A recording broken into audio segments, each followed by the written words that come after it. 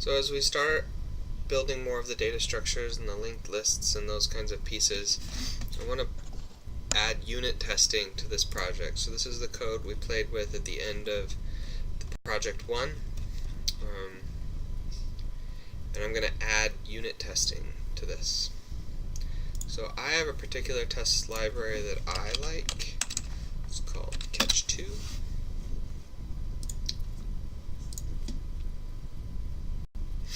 And one of the things I like about it is they have this amalgamation build.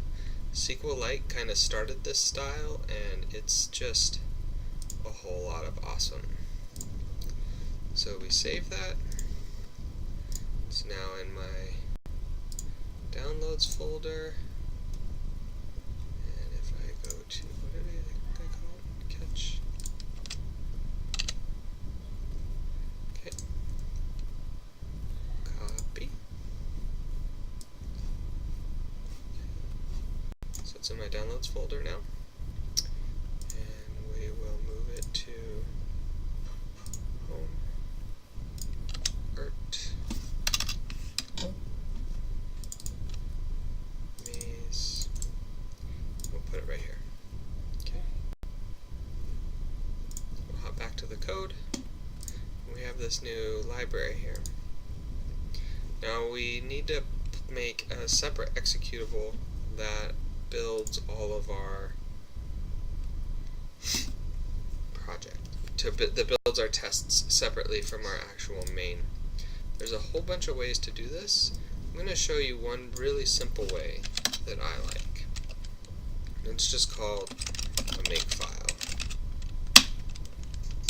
A makefile is this very, very simple thing that says I want to build the program main, and it depends on main.cpp, and you build the program main by saying g++ main.cpp -o main, and then you can type make, and you can type main. Okay? And what's really nice is when you type make, it knows that main hasn't changed, so if you touched main.cpp again, do make, builds again. So now we can actually build our tests,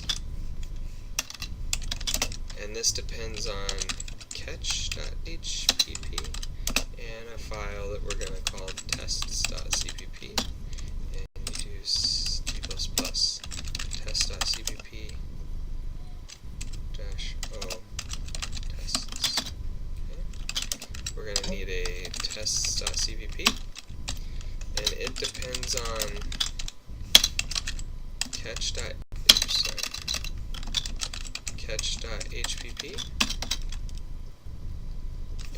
Is it catch or catch2? Catch. And then the tests are real simple. It's just test, some name, and then if you like a tag,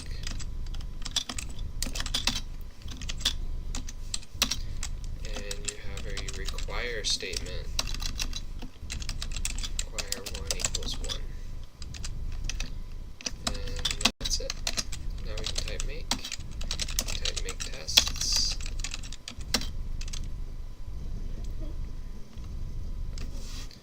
Apparently I didn't get that right.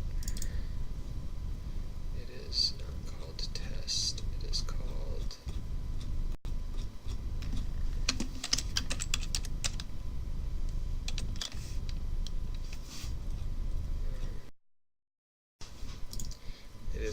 test case. So, missed that. Oops. Make tests. What is this saying? Oh, we can't assign to 1. It has to be equal to 1. Make tests.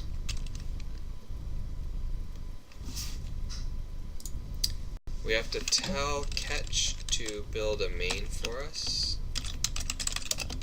Catch config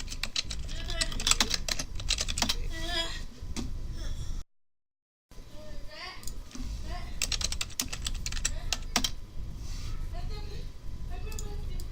that we told Catch to configure our main, so it's building our tests for us.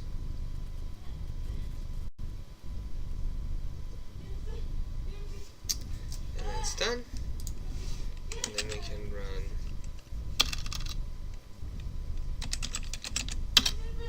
run your tests. So that can be really, really helpful. So let's go ahead and add our tests to Catch, or to CLion now. So let's close this guy.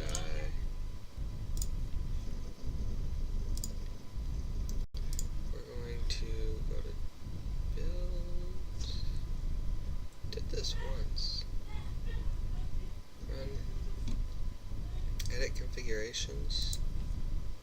In Visual Studio, you would do this a little bit differently. We want to run Catch. Actually, Visual Studio, the Catch runner for Visual Studio is a mess. I tried using it, couldn't get it to work. Target. We need a new target. We need a new application.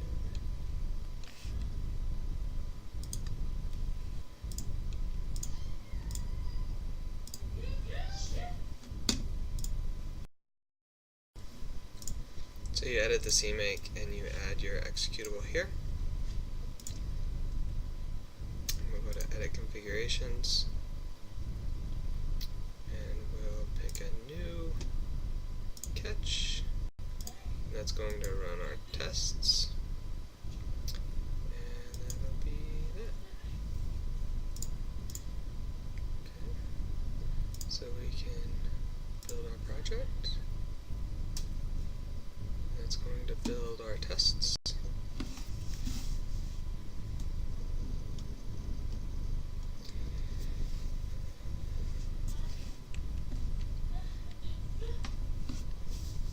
Okay, and then we can tell it to run, and that runs all our tests, and it's all cool and happy. Okay. So we can either run that one again. Now, it took a long time to compile because Catch takes a long time to compile. So I like to make a file called the build faster file. Build Catch faster.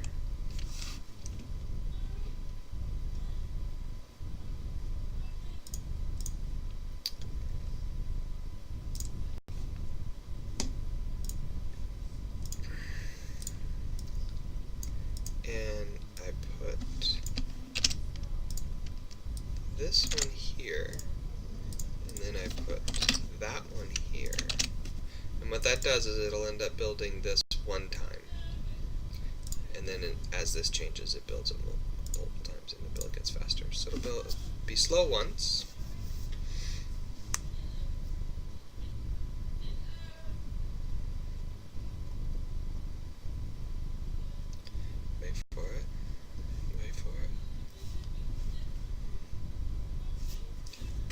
We can run all our tests, but then if we wanted to make a new test case, new one, and this will be, maybe our API, or whatever, we can require 1 equals 2. And this, of course, should fail. So if we build this, test builds quickly now because it doesn't have to rebuild that every time. And we can run all our tests. That's just running the one. We run this one, run the new one. Of course it fails because 1 does not equal 2. But 2 equals 2. We can run the new one. Okay. So that's adding unit tests to our code.